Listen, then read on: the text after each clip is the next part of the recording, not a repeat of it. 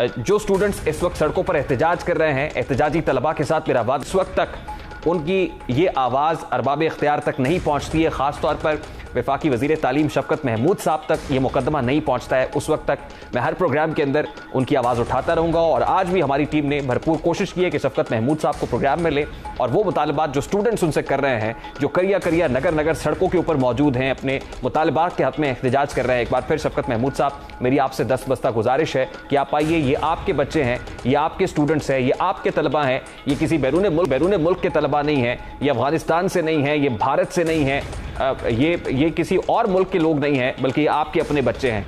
और खुदारा इनको अपना समझिए, इनको गले से लगाइए, इनके मुतालबात सुनिए, ये दरबदर ना हो, ये खार ना हो। और यकीनन ये उम्मीदें और ये रोशन दिए जो अपनी आंखों में सजाए हुए हैं, अगर ये उम्मीदें टूट तो बहुत बुरा होगा। अगर हाथों से उम्मीदों का शीशा छूट जाता है तो पल भर में ही ख्वाबों से भी पीछा छूट जाता है। अगर हम लोग जो कुछ देर लड़ना भूल जाते हैं, सियासी सूरमाओं का पसीना छूट जाता है।